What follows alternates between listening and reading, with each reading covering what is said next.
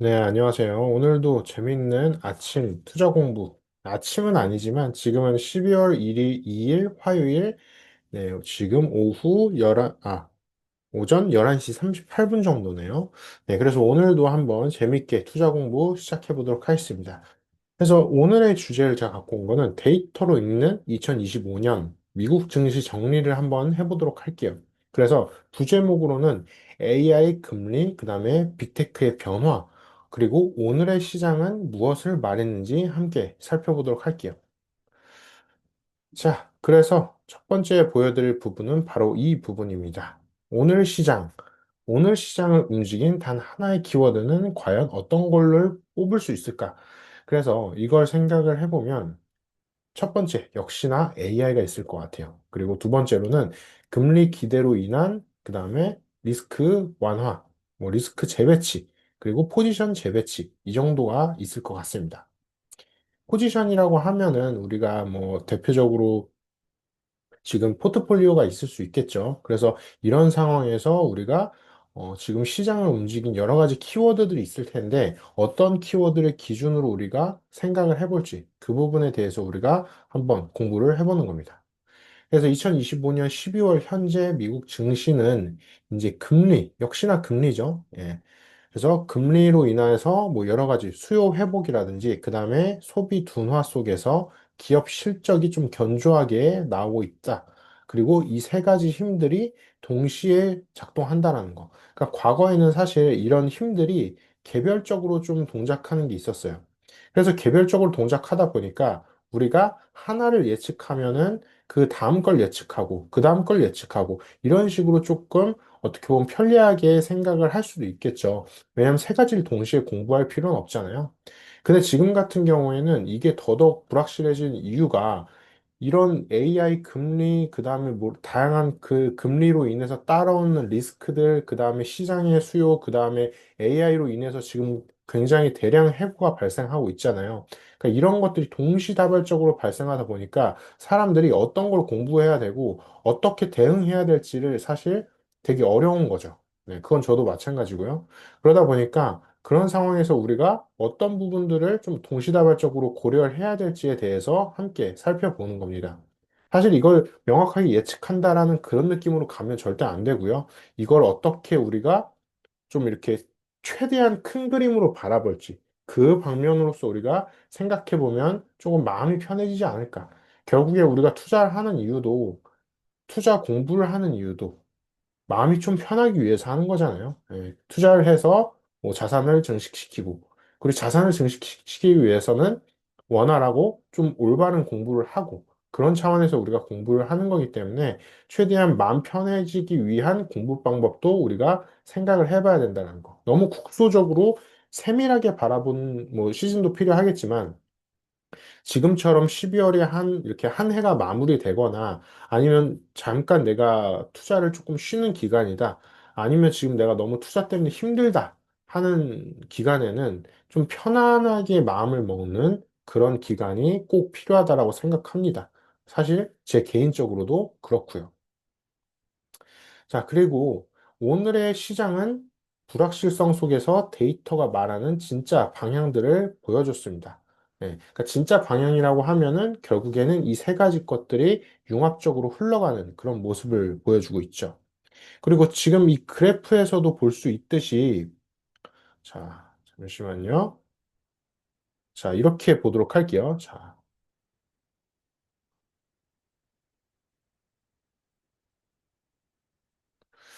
자, 잠시만요.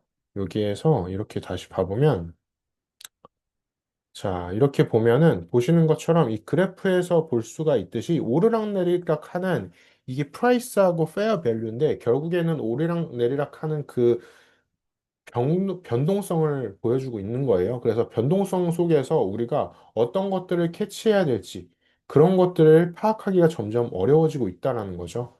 근데 그런 상황 속에서 우리가 이 기준을 한번 생각해 볼 수 있을 것 같아요. 그러니까 금리 인하 기대로 인해서 이렇게 프라이스 밸류가 내려가는지 또는 AI 수요가 회복되는 걸로 인해서 점점 어떻게 보면 기업의 프라이스가 올라가는 건지 아니면 소비가 둔화되는 그런 소식들이 계속 나오고 그 소식에 따른 데이터가 나옴에 따라서 이렇게 변동성이 심해지는 건지 이런 것들을 우리가 생각해 볼 수 있다라는 거죠. 물론 사실 지금 시장이 이 세 가지나 그다음 그 외적인 포인트들이 더 많이 겹침에 따라서 이런 것들이 그 변동성이 더 심해질 수 있다. 그렇게 볼 수가 있는 거죠. 그래서 지금의 핵심 문장은 오늘 시장을 움직인 것은 단순히 뉴스가 아니라 데이터들이 축적된 결과다라고 볼 수 있습니다. 그래서 단순히 요즘에 투자자들이 굉장히 똑똑해졌다라고 하잖아요. 그 똑똑해졌다라는 이유가 그냥 뉴스에 휘둘리는 게 아니라 명확하게 데이터를 보고 그 다음에 챗GPT나 이런 AI 서비스, 뭐 제미나이 이런 AI 서비스를 이용해서 직접 사용자들이, 직접 투자자들이 데이터를 확인할 수 있기 때문이죠. 사실 이거는 과거에도 뭐 네이버 뭐 이렇게 투자하는 네이버 투자 부분 있잖아요. 그래서 그 부분을 통해서도 우리가 네이버 증권, 그걸 통해서도 우리가 증시 데이터를 확인해 볼 수 있었어요. 근데 과거에는 조금 귀찮은 것도 사실이었고, 너무 다양하고 좀 조잡스러운 뉴스들이 우리의 시선을 방해하고 있었어요. 근데 지금 같은 경우에는 그런 것들이 조금씩 UI도 그렇고 조금 어떻게 보면 간편하게 볼 수 있음에 따라서 사용자들이 좀 더 똑똑하게 투자를 할 수 있다. 그런 것들을 보여주고 있죠. 자, 그 다음으로 인덱스 한눈에를 보기입니다. 네, 인덱스를 한눈에 보자는 거죠. 그래서 지금의 방향은 완만한 상승을 보여주고 있습니다. 사실 지금의 방향은 이 끝부분의 이상에 해당하겠죠. 물론 2020년하고 뭐 이 코로나 시절 때는 완만한 상승이 아니라 폭발적 상승이었다가 폭발적 하락을 했습니다. 네. 그렇기 때문에 사실 이러한 과정이 또 이렇게 코로나 때처럼 언제 닥칠지 몰라요. 근데 우리가 이미 한번 코로나라는 어떻게 보면 되게 어려운 것들을 한번 겪었잖아요. 그러다 보니까 다음에도 이런 어떻게 보면 천재지변이라든지 이런 큰 재해가 닥쳤을 때 과연 그때도 지금처럼 이렇게 주가의 변동성이 심할지에 대해서는 한번 지켜봐야 됩니다. 왜냐하면 그때 당시에는 새로운 기업들, 뭐 화이자나 그런 뭐 또 이제 제약 회사들이 굉장히 떴었잖아요. 그리고 오히려 빅테크 회사들이 그때는 조금 주춤하고 있었고요. 그러다 보니까 그런 상황에서 우리가 어떤 기업이 어떤 시즌 때 이렇게 상승을 할 수 있을지 그런 것들을 한번 생각해 볼 수 있을 것 같고요. 그 다음에 시즌을 가리지 않고 완만하게 상승하는 그런 기업들을 오히려 우리가 포착하는 게 가치주라고 하죠. 흔히 말해서. 가치를 갖고 있고 장기적으로 완만한 상승하는 회사. 사실 그런 회사에만 우리가 투자를 해도 굉장히 마음 편하게 투자를 할 수 있어요. 대표적으로 S&P 500이 있죠. 네. QQQ나 뭐 스파이 같은 거. 네. 그 다음에 VOO. 결국에는 워렌 버핏이 인덱스 펀드에 투자를 해라. 이런 것도 인덱스 펀드에 투자를 하면은 사실 마음이 편한 것도 있어요. 네. 그래서 저 같은 경우에도 지금 인덱스 펀드, QQQ라든지 스파이, 그 VO, 이 셋 중에 하나인데 사실 셋 다 비슷하게 좋습니다. 그래서 셋 중에 하나에 대해서 저 같은 경우에는 조금 여러 가지를 고려했을 때 VO를 선택을 했는데 그걸 선택해서 비중을 점차 늘려나가려고 하고 있어요. 저도 좀 마음 편한 투자를 하기 위함이죠. 그리고 지금 같은 시즌에서는 오히려 뭐 빅테크 회사들 중에 제가 저번에 말씀드렸던 뭐 1, 2, 3, 4위 회사들 그 대표적인 뭐 엔비디아라든지 구글이라든지 뭐 이렇게 아마존이라든지 이렇게 대장이 되는 회사들 그 기업들을 위주로 공부를 하고 또 이렇게 투자를 하다 보면은 그 외적으로 아래 따라오는 AI 기업들이 있을 거예요. 그 기업들에 대해서도 자연스럽게 우리가 공부를 할 수 있다 보니까 일단 위에서 어떤 흐름이 발생하는지, 그러니까 이게 폭포처럼 위에서부터 아래로 이렇게 떨어지는 그 기술의 성향에 따라서 위에서, 제일 위에서 어떤 기술의 변화가 이루어지는지를 우리가 살펴봐야 된다. 그래서 S&P 500에서도 AI하고 반도체 중심으로 기술주들이 전체 지수를 견인했습니다. 그리고 나스닥에서도 마찬가지로 엔비디아나 브로드컴, 팔란티어 등 AI 인프라 종목이 강세였는데 여기에서 재밌는 점은 엔비디아 같은 경우가 이제 데이터 센터가 주력이죠. 매출에서. 브로드컴은 AI 칩 관련된 거. 근데 그냥 칩이 아니라 에이직 칩. 그러니까 이제 어떤 특정 기업에 해당하는 칩을 납품하는 거죠. 그리고 팔란티어는 좀 더 세부적으로 보면 AI 소프트웨어죠. 네. AI 인프라 자체라기보다도 AI 인프라를 위한 소프트웨어죠. 그리고 엔비디아는 데이터 센터라는 하드웨어와 소프트웨어가 섞인 거. 브로드컴은 AI 칩이라는 하드웨어에 좀 더 집중된 부분이죠. 그러다 보니까 우리가 이런 것들을 조금 세부적으로 보면은 AI 인프라긴 하지만 그 AI 인프라를 위해서 어떤 기업들이 어떤 소프트웨어, 어떤 하드웨어를 다루고 있는지를 우리가 생각을 해보면 다음에 투자를 할 때도 이 부분을 좀 이렇게 세밀하게 봐서 세부 기업에, 뭐 예를 들어서 개별 기업에 투자를 할 때는 좀 더 우리가 살펴볼 수 있을 것 같습니다. 그리고 다우지수에는 방산이나 에너지, 헬스케어 중심으로 좀 안정적 흐름을 보여줬습니다. 그리고 빅스 지수는 이제 변동성 지수죠. 그래서 13이나 14 수준으로 현재는 시장이 좀 안정되는 신호를 보여줬습니다. 그래서 여기서 핵심 문장은 AI가 여전히 시장의 등대 역할을 하고 있다라고 우리가 볼 수 있습니다. 자, 다음으로 오늘 가장 강했던 섹터는 역시나 AI 인프라입니다. AI 서버나 반도체, 그리고 데이터 센터, 그다음 클라우드가 이 AI 인프라를 이루고 있다라고 볼 수 있는데요. AI 투자는 이제 단순히 테마주가 아니라 기초 건설 인프라 투자로 전환되었습니다. 그래서 대대적으로 지금 미국에서도 AI 투자에 대해서 인프라 기초를 위해서 계속해서 돈을 투자를 하고 있잖아요. 그러니까 이거는 단순히 어떤 테마성 투자가 아니라 국가적인 투자라고 볼 수 있는 거죠. 중국에서도 마찬가지죠. 지금 에너지 증설을 하기 위해서 에너지 관련된 데이터 센터를 엄청나게 증설을 하고 있어요. 이거는 단순히 테마로 이제 끝날 게 아니라는 거죠. 과거에 있었던 인터넷 버블처럼 말이죠. 그거랑 완전히 게임이 다른 거예요. 그래서 이걸 좀 더 세부적으로 나눠보면은 반도체 부분에서는 메모리나 HPC가 모두 견조했고, 이걸 보면은 삼성의 뭐 D램도 있을 거고, 그 다음에 국내에서는 삼성이나 SK 하이닉스도 있을 수 있겠죠. 그리고 그러니까 데이터 센터 리트 부분은 전력 수요 급증으로 재평가됐습니다. 그 다음 클라우드 부분에서는 이제 기업 AI 도입의 확산으로 성장률을 회복하고 있습니다.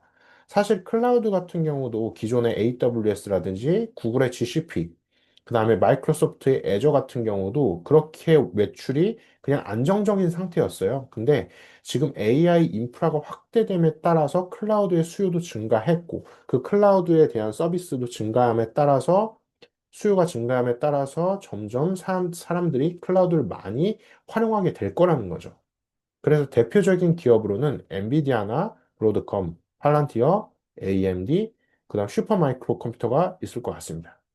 근데 이제 여기에서 우리가 개별 기업을 볼 때 단순히 이 기업을 바로 투자를 하시기보다 공부를 꼭 하시길 바랄게요. 저 같은 경우에도 슈퍼마이크로 컴퓨터가 엔비디아랑 이렇게 투자가 엮인다는 소식이 들리고 나서 공부를 좀 하면서 바로 조금 투자를 들어갔었는데 그때 슈퍼마이크로 컴퓨터한테 한번 물려가지고 조금 고생을 했던 기간이 있습니다. 한 1, 2개월 정도 했다가 다시 팔았는데 왜냐하면 슈마컴이라고 할게요. 슈퍼마이크로 컴퓨터, 슈마컴 같은 경우가 굉장히 기술력도 뛰어나고 여러 가지 좋은 소식들도 있었는데 문제는 내부적으로 뭐 이렇게 제출해야 되는 문서를 제출 안 했던 적이 있어요. 근데 이런 좀 내부적인 소식들은 우리 개개인 투자자가 알기가 어렵습니다. 빨리 알기가 어려워요. 그러다 보니까 저도 어떻게 보면 이렇게 안정적으로 주가가 상승할 때 딱 올라탔는데 그때 그 내부적인 소식이 빵 터짐에 따라서 물리게 된 거죠. 그래서 물타기 하다가 안정적으로 팔게 되긴 했는데 그래서 그런 내부적인 소식들이 걸려 있을 수 있기 때문에 슈마콤 같은 이런 케이스들이 이런 어떻게 보면 지금 좋다 했을 때 바로 들어가기보다도 나 자신만의 좀 기간을 두고 한번 투자를 하시기를 바라겠습니다. 어느 정도 검증된 그 검증의 기관, 신뢰 기관이 필요하다는 거죠. 네, 그래서 핵심 문장으로는 AI는 더 이상 성장 산업이 아니라 필수 인프라다. 물론 성장도 앞으로 계속 하겠지만 필수 인프라로서 필요한 것들이 너무나 많기 때문에 앞으로도 계속해서 필수 인프라로서 역할을 할 거다. 그래서 2024년도에는 15빌리언 달러, 2025년도에는 17빌리언 달러, 2032년도에는 93빌리언 달러로 지금 AI 데이터 센터 마켓에 대한 수요가 예측이 되고 있습니다. 그래서 AI 데이터 센터에 대한 성장률이 지금 26.8% 정도나 되고 있고, 자, 여기에 필요한 게 또 엄청 많아요. 그래서 데이터 센터 타입이 뭐 여기 보시는 것처럼 뭐 콜케이션 데이터 센터, 그다음 엣지 데이터 센터, 하이퍼스케일 데이터 센터, 그다음 다른 것들이 또 있습니다. 그래서 요건 또 하드웨어와 소프트웨어, 그다음 서비스 부문으로 또 나눠지고요. 그럼 여기에 따라서 또 나눠지는 기업들이 있겠죠. 이 기업에 대해서는 또 나중에 제가 준비해서 한번 어떤 기업들이 있는지 세부적으로 살펴보도록 할게요. 오늘 하락한 섹터는 바로 소비 사이드 조정 부분입니다. 그러니까 소비재 부분이 조금 조정되고 있다라는 부분이죠. 근데 지금 이 부분에 대해서는 미국 경제뿐만 아니라 한국 경제, 그다음 중국 경제도 굉장히 어려워짐에 따라서 앞으로 이 소비재 관련돼서는 계속해서 어느 정도 하락 부분이 주기적으로 있을 거라고 생각이 됩니다. 그래서 그 이유는 소비 둔화, 그다음에 금리에 대한 부담, 그다음에 경기 민감주에 대해서 약세되는 부분이 있다. 그래서 이 그래프가 신용카드 연체율 관련된 그래프인데요. 과거에 신용카드 연체율이 이렇게 높아졌다가 이때 2010년도네요. 그리고 2020년도 때 뚝 떨어졌다가 지금 어떻게 보면 신용카드 연체율이 다시 이렇게 올라가고 있어요. 그래서 신용카드 체불 증가와 기업의 소비자 데이터에서 2025년도와 26년도에 소비 성장률 둔화가 확실해지고 있습니다. 그리고 신용카드 체불이 계속해서 증가할 수 있다는 거죠. 자, 신용카드가 연체율이 늘어나게 되면은 어떻게 보면 기업의 부채라든지 그다음 개인의 부채도 계속해서 늘어나고 이게 결국에는 국가의 부채로 쌓이게 되겠죠.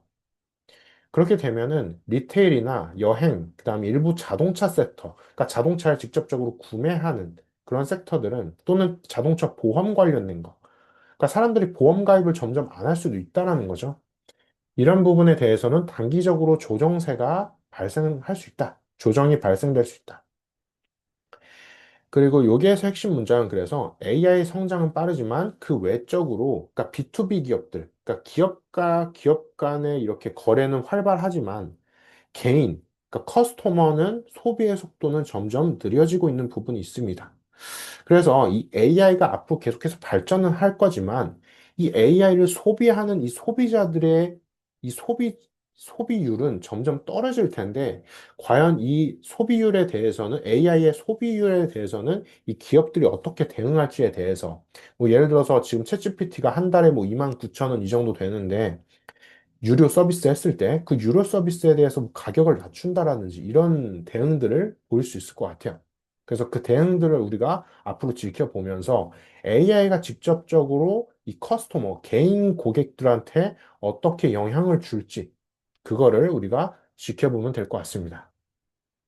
다음은 금리 데이터입니다. 네, 시장이 기대하는 컷의 리듬. 예, 여기에선 페드와 금리 인하 기대, 그 다음에 물가 둔화입니다. 네, 지금 물가 지수 관련돼서는 2%대 초입으로 내려왔고, 페드 같은 경우에는 B컵보다는 점진적 인하 시나리오를 언급했다라고 합니다. 그리고 국채 금리 10년물은 안정 구간에 진입했다라고 합니다. 그러니까 국채 금리를 뭐 매번 볼 필요는 없는데 이렇게 10년물까지 조금 길게 된 거는 이게 너무 변동성이 심해지게 되면 그 국가에 대해서 신뢰도가 떨어질 수가 있어요. 네, 그렇기 때문에 가끔가다 살펴보면서 아, 지금 국채 금리가 예를 들어서 미국에 대한 국채 금리, 지금 한국에 대한 국채 금리가 굉장히 조금 어렵다라고 해요. 그러다 보니까 지금 한국 주식에 대해서도 그런 부분에 영향을 계속해서 주고 있고요. 네, 미국에 대한 국채 금리는 조금 안정적인 구간에 진입했습니다. 그래서 지금 이건 금리에 대한 그래프인데 과거에 2019년도부터 20년도, 21년도에는 금리가 굉장히 낮았어요.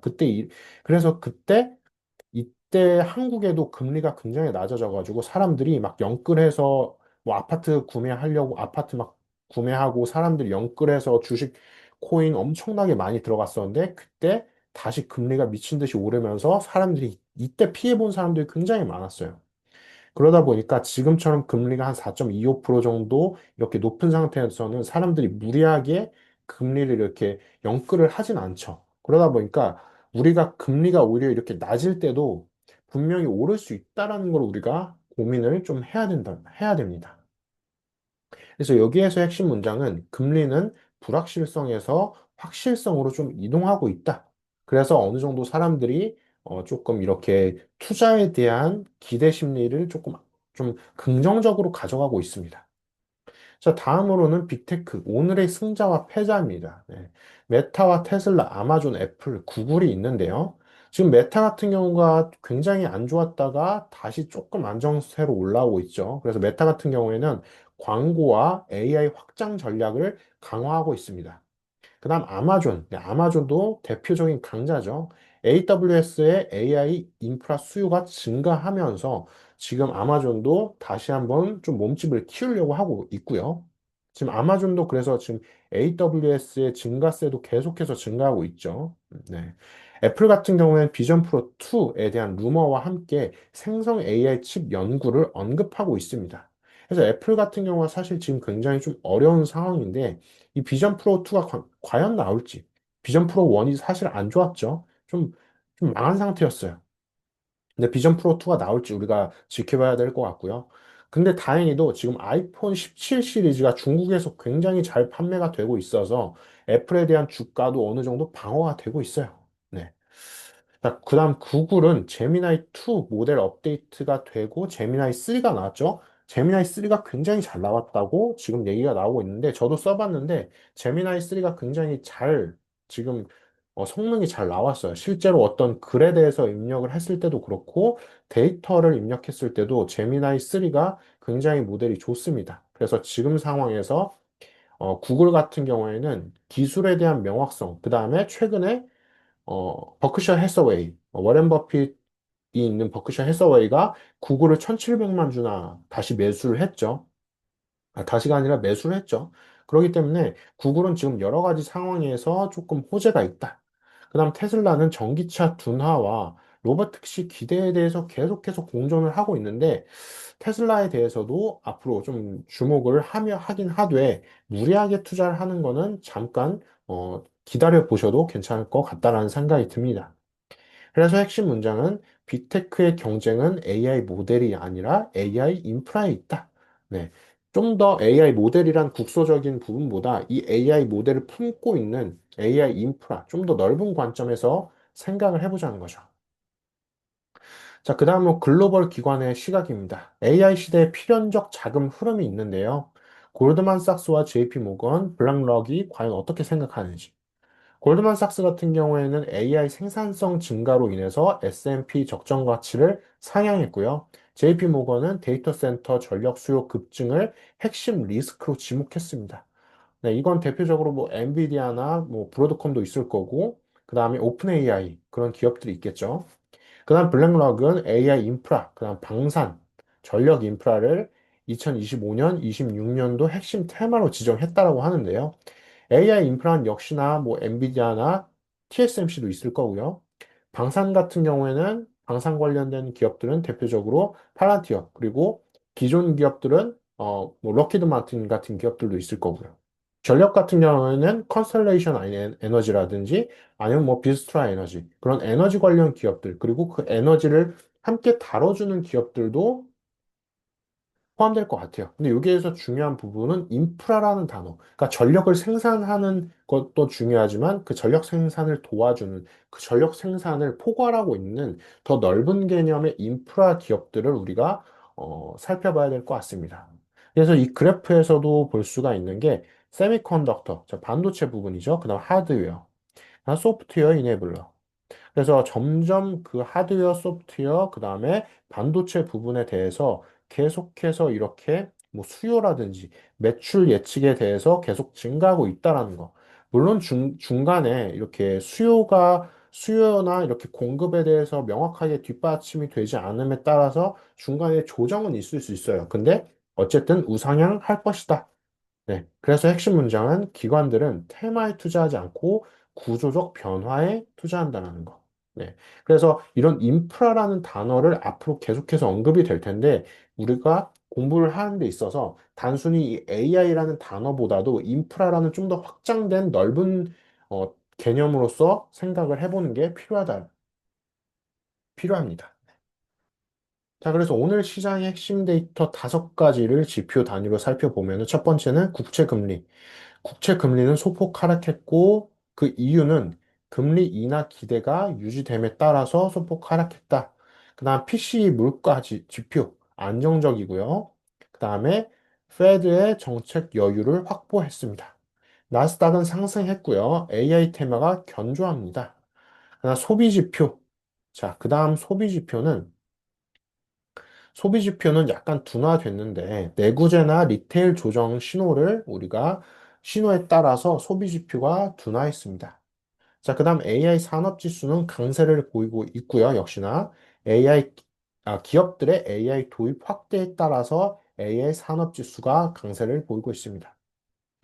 자, 그래서 미니버핏 랩만의 장기 투자를 한번 해석을 해보면 키워드는 펀더멘탈, 그 다음에 시계열 분석, 차트 관련된 거죠. 그 다음에 AI의 구조적 성장. 사실 이 부분이 제일 중요합니다. 그래서 현재 시장은 단기 뉴스에 흔들리고 있지만 데이터는 분명한 방향을 보여주고 있습니다. 그래서 우리가 차트를 보는 데 있어서 단순히 차트가 오르락 내리락 한다. 이거를 보기보다도 차트가 어떤 방향을 향해서 가고 있는지를 위주로 보시면 좋을 것 같아요. 그래서 AI 인프라는 최소 5년 이상 구조적 성장을 할 것 같고요. 소비 둔화는 기술 인프라 성장의 속도를 늦추지는 않을 거로 보입니다. 그러니까 소비가 둔화된다라고 해서 이 AI 인프라의 성장 속도를 이렇게 둔화시킨다라거나 하진 않는다라는 거죠. 그 다음 금리 완화는 장기 투자자에게 자금 유입의 신호를 보여주고 있습니다.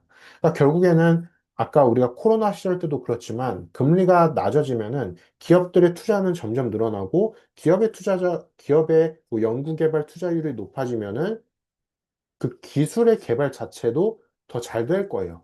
그러면 그 기술의 개발이 잘 됨에 따라서 그 기업의 기술력이 높아지면은 거기에 다시 그 기업의 기술이 수요가 증가하게 되고 그러면 사용자들이 좀 더 많이 원하게 되고, 그럼 투자자들이 그 기업에 더 많이 투자하게 되겠죠.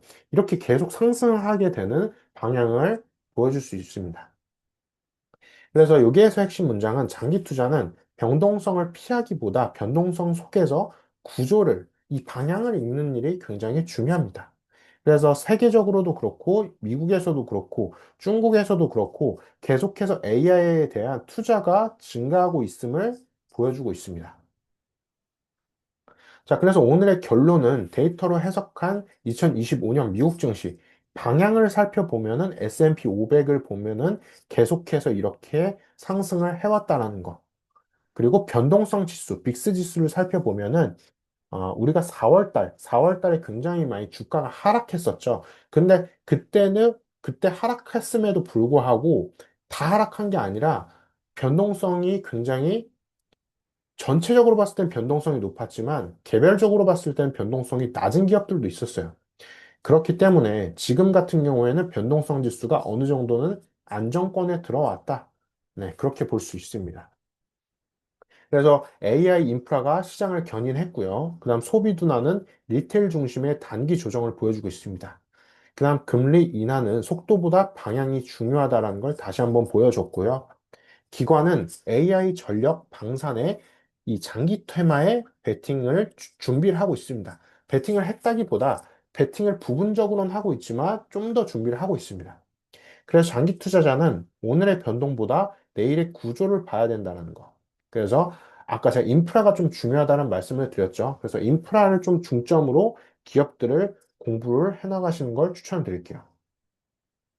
자, 그래서 오늘의 투자 명언은 시장은 소음으로 흔들리지만 가치는 조용히 잘한다. 그래서 단순히 이렇게 주가의 가격이나 뭐 뉴스를 보면서 막 마음을 졸이시기보다도 어떤 내재 가치를 갖고 있는지를 조금 우리가 생각을 해보면서 데이터를 좀 보고, 그 다음에 거기 기업의 지금 재무제표는 어떤지도 살펴보고, 그다음 펀더멘탈은 흔들리지 않고 변화되지 않고 펀더멘탈은 그대로 유지하고 있는지. 예를 들어서 엔비디아가 데이터 센터나 AI 인프라를 다 내팽개치고 갑자기 양자를 하겠다? 이러면은 펀더멘탈이 흔들리는 거겠죠. 근데 그 펀더멘탈이 잘 유지되고 있는지를 우리가 살펴보면서 개별 기업을 공부를 해나가시면 되겠습니다. 출처는 골드만삭스의 2025년 시장 전망과 JP모건 글로벌 마켓 아웃룩, 그 다음에 블랙록 메가 트렌드 2025년, 그 다음에 US 브로 오브 이코노믹 애널리시스, PCE 관련된 거, 그다음 페더럴 리저브 금리 전망을 살펴봤고요. 주요 빅테크의 IR 자료와 실적 발표 데이터를 같이 고려를 하면서 발표 자료를 한번 요약을 드렸습니다. 공부 자료. 네. 그래서 오늘은 데이터로 읽는 2025년 미국 증시에 대해서 한번 공부를 해봤고요. 어, 다른 내용에 대해서도 또 재밌는 공부 내용을 한번 제가 준비를 해보도록 하겠습니다. 그래서 여기까지 함께 공부를 해주셔서 감사드리고요. 여기까지 미니버핀 랩이었습니다. 감사합니다.